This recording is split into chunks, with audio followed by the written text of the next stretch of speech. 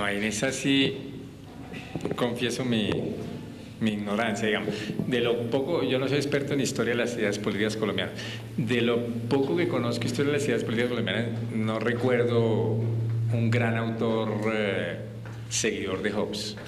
Porque aquí, digamos, el pensamiento autoritario fue usualmente un pensamiento muy ligado a la religión. Por ejemplo, el pensamiento de Miguel Antonio Caro y al hispanismo. Y entonces esa asociación entre pensamiento religioso y autoritarismo es muy extraño a Hobbes, que es un pensador, si se quiere, autoritario laico. Precisamente una de las grandes dificultades en su vida, en su vida personal de Hobbes, fue que con el Leviatán paradójicamente quedó mal con todo el mundo. Porque los monarquistas, los Estuardo, pues esa defensa de que van a defender el restablecimiento de la monarquía con argumento de pacto social, pues no les convence, y les convence menos por la idea de que él defiende cualquier gobierno, sea religioso o laico, siempre y cuando sea eficaz. Entonces no conozco, digamos así, digamos como un autor colombiano, digamos, fuerte de la tradición colombiana hobbesiana.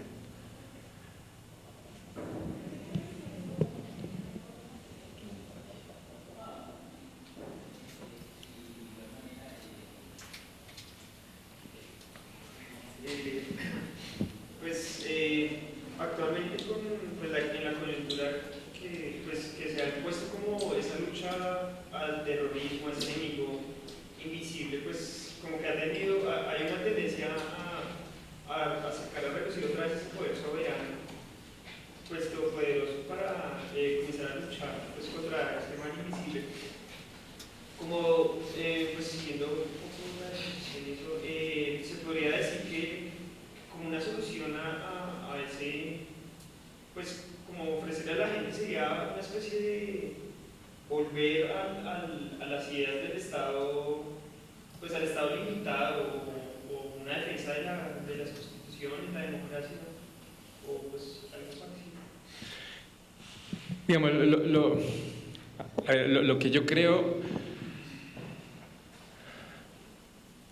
digamos, usualmente las restricciones constitucionales se defienden únicamente en términos de libertad, y yo creo que esa defensa básica es acertada y corresponde un poco a cómo nació el constitucionalismo. El constitucionalismo nació con esa idea de somos un gobierno menos eficaz pero garantizamos la libertad. Lo que discutíamos un poco en el descanso es que puede haber una defensa de las restricciones constitucionales y en especial de la importancia del disenso y de la condena del pensamiento único, no solo en términos de libertad, sino en términos de eficacia. Que es, digamos, algo que ha surgido, digamos, más en el debate contemporáneo. Y esa defensa se puede hacer desde muchos puntos de vista. Una primera es ciertos argumentos empíricos, que hablábamos al descanso, tratando de desarrollar esa tesis. Era un poco una tesis que desarrolló un economista muy inteligente que se llama Albert Hirschman, defendiendo como las virtudes de la democracia. Él decía que digamos que había una especie de experimento práctico que se había hecho para mostrar cuál gobierno era más eficaz, que es la distinta suerte de las dos Alemanias. O sea, cuando se acaba la Segunda Guerra Mundial y Alemania se divide o es dividida y hay un régimen autoritario en donde los atributos del Estado tenían muchos de los elementos hobbesianos de centralización, no disidencia, vigilancia permanente, y otro Estado democrático. En los años 60, un poco la defensa que los alemanes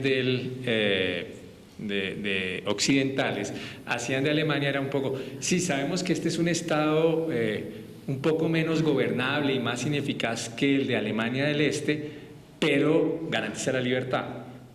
Sin embargo, lo que se demostró 30 años después es que el Estado verdaderamente eficaz era ese Estado que en los 60 parecía muy desordenado porque le hacían huelgas, los estudiantes le hacían manifestaciones, pero que precisamente al permitir la disidencia permanente permitía generar alternativas, permitía generar discusiones y lealtades mucho más fuertes y sólidas y que garantizaban una gobernabilidad en el largo plazo mucho más fuerte que la del Estado del Este, que era un Estado totalitario, vigilante, pero que impedía la disidencia y que en esa medida impedía la creatividad. Entonces, lo que yo creo que se demuestra es que las restricciones constitucionales,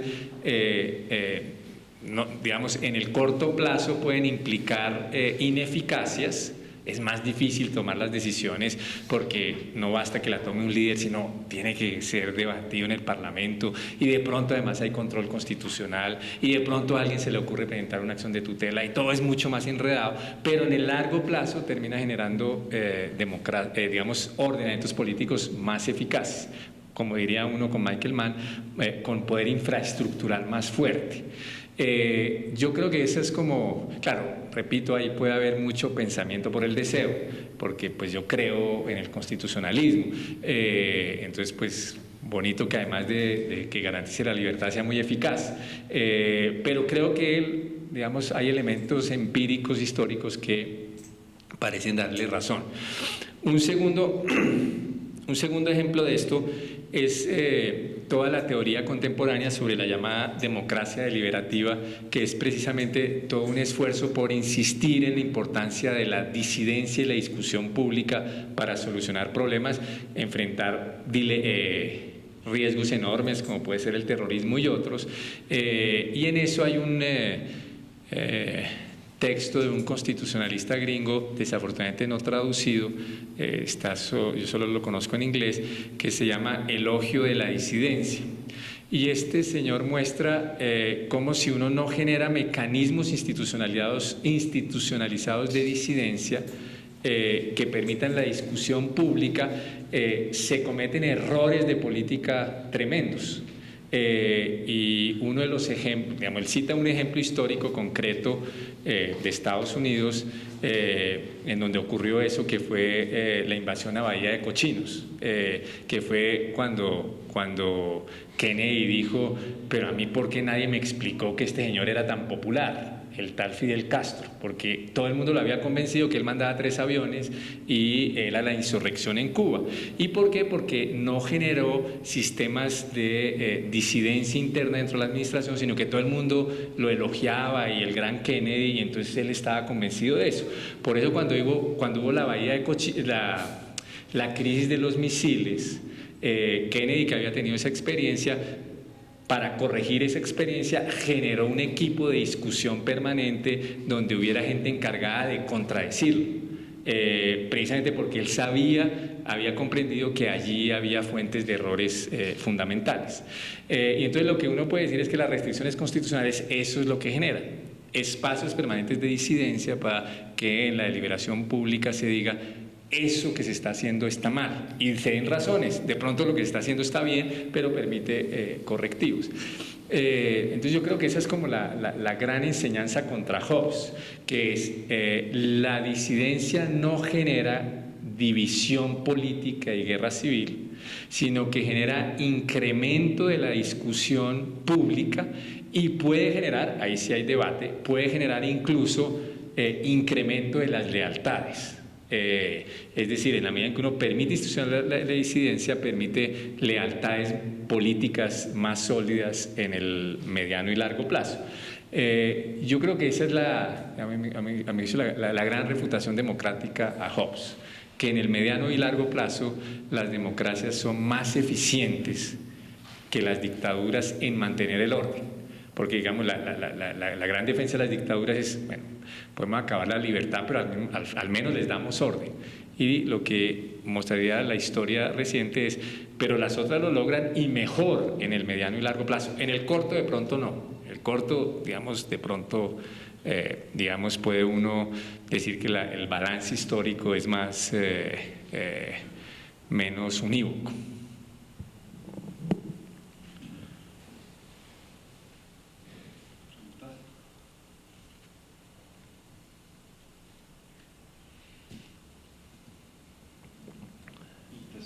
se me ocurrió una con respecto a esto último, y sería algo así como de pronto lo exitoso, ¿no?, de estos gobiernos occidentales cuando se cae la cortina de hierro.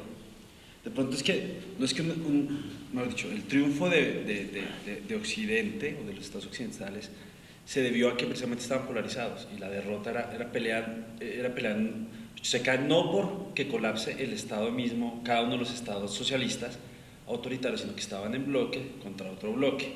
De pronto no hubieran colapsado, se me ocurre, si de pronto no hay un bloque opuesto, ¿cierto?, democrático, en contraposición con ellos. De pronto, si más bien todo el ordenamiento mundial fuera socialista, de pronto la dinámica y el colapso no hubiera ocurrido. No sé si no, sí, digamos, puede ser que si uno, puede ser que si uno tiene ordenamientos únicamente autoritarios, la ventaja de la democracia, digamos, no se vea. Y eso es cierto. Digamos, fue los estudios empíricos de la caída de la Unión Soviética muestran que, digamos, que la perestroika era una política que estaba muy condicionada porque ya se volvía insostenible fiscalmente la carrera de las armas que estaba haciendo la Unión Soviética, que ya era, digamos, le generaba desequilibrios económicos imposibles de sostener. Eso, digamos, puede ser cierto, digamos que en un ordenamiento totalmente global, autoritario, esos ordenamientos en el largo plazo se mantengan, eso puedo aceptar. Pero mi oposición es comparativa, digamos que la oposición es precisamente, nos venden el autoritarismo con el argumento de la seguridad, pero lo que se demuestra es que en el mediano y largo plazo los ordenamientos autoritarios son más inseguros que los democráticos. Más inseguros primero porque tiene los riesgos del tirano, pero más inseguros incluso en términos de los retos que debe enfrentar un régimen político, de enfrentar crisis, enfrentar grandes enemigos. Las democracias parecen haber sido más fuertes para enfrentarlos. Eso ha sucedido un poquito como por decirlo en términos claro que yo no soy un particular amigo de la economía de mercado, pero tampoco antes era más crítico, pero es un poco lo que los economistas dicen de la economía de mercado frente a la economía planificada. Era más o menos lo mismo. En los años 60, incluso economistas liberales decían: yo sé que la economía planificada es más eficiente que la economía de mercado. A pesar de eso, defiendo la economía de mercado porque genera más libertad. Estas personas hoy pueden decir: y además resultó que en el mediano y largo plazo las economías de mercados frente a las rígidamente centralizadas resultan más eficientes. Con ello no estoy defendiendo el fundamentalismo de mercado porque no lo defiendo, pero sí que si se tuviera que optar por un principio rígido de centralización económica y un principio rígido de economía de mercado, pues la economía de mercado matizada con intervención estatal, que fue la que derrotó, la que demostró ser más eficiente, pues demostró ser más eficiente que la otra. O sea que incluso en lo que se creía más débil resultó más fuerte. Y eso, digamos, en términos de los ordenamientos políticos es, a mi juicio, como la gran refutación de Hobbes: o usted tiene la seguridad del Leviatán o usted tiene la guerra civil. Entonces yo puedo tener otra seguridad mucho más eficaz sin el riesgo de la guerra civil que usted me plantea y sin el ahogamiento de la libertad que usted me plantea. Esa, a mi juicio, es, digamos, como a mi juicio, la gran refutación de Hobbes. Perdón, es que la pregunta suya me genera una pregunta que iba a ser antes. Y esa exposición suya, pues uno tiene preguntas en cuanto al contenido mismo de la charla, puesto que a nivel personal estoy identificado con su exposición. Me llamó la atención un poco fue el calificativo que hizo de el sistema desarrollado en los países socialistas, en los mal llamados países socialistas reales, sobre todo en la Unión Soviética, que uno puede decir, bueno, calcar el Estado poblaciano, o calcar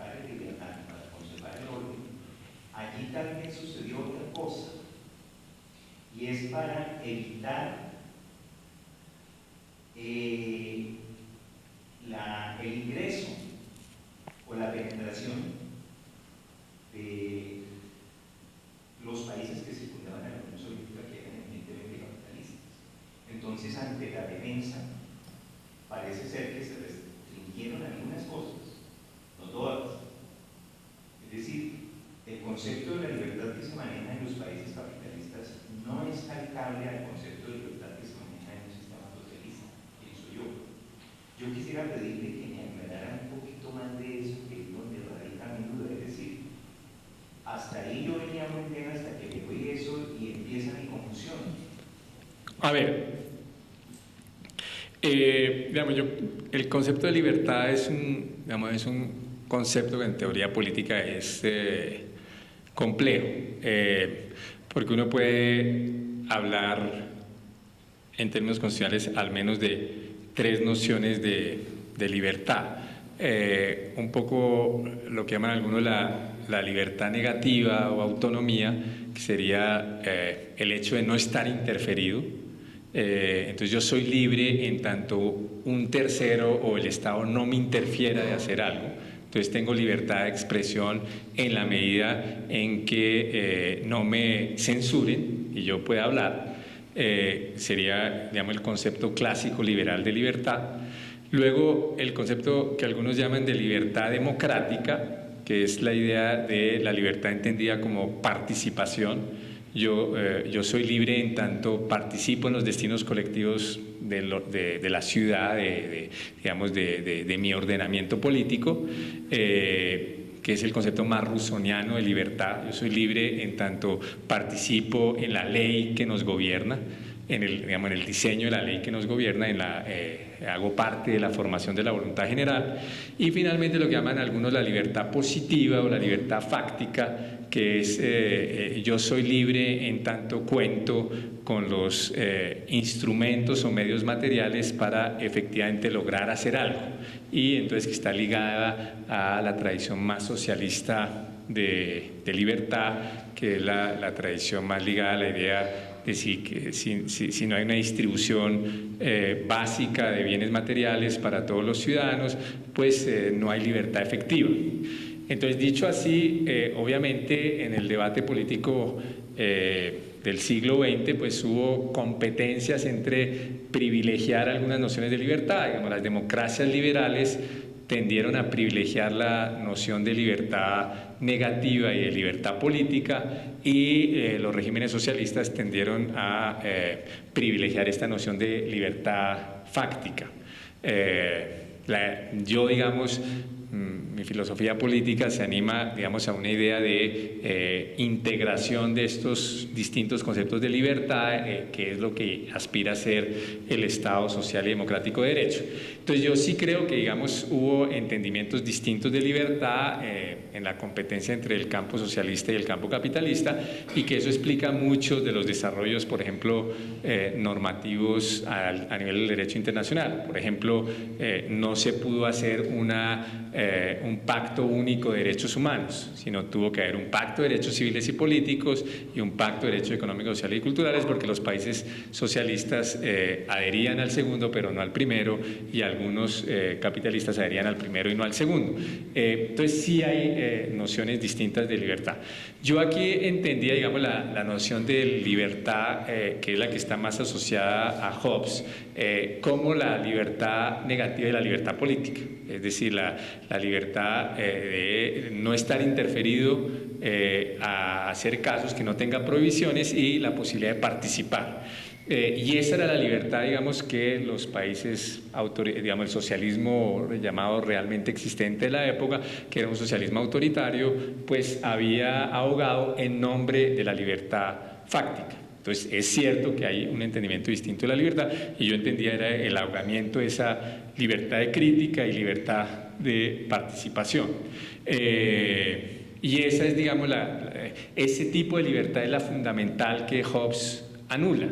Hobbes ni siquiera piensa mucho en la libertad fáctica de los socialistas, sino piensa en la libertad de los liberales, aunque el liberalismo todavía está en formación en el momento en que él redacta, pero en la libertad de decir, usted tiene que hacer lo que yo le ordeno. Ahora, si eso logra la igualdad para ejercer la libertad fáctica, eso a Hobbes no le preocupa. Es en ese sentido que, digamos, yo caracterizaba los regímenes socialistas como regímenes que eran regímenes restrictivos de la libertad, y en muchos casos, no todos, porque ahí hubo grados distintos de regímenes. El régimen húngaro siempre fue un régimen mucho más benévolo que, por ejemplo, el régimen rumano, etcétera. Pero, y algunos, digamos, francamente totalitarios, otros, digamos, autoritarios, pero no tan totalitarios como el yugoslavo, pero otros francamente totalitarios como el albanés, etcétera. Entonces hay, o el coreano del norte ahorita, pero son regímenes que obviamente ahogan esa libertad liberal, que es a la que fundamentalmente me he referido en esta exposición, pero usted tiene razón que hay entendimiento y nociones diversas de libertad. Bueno, muchas gracias a todos.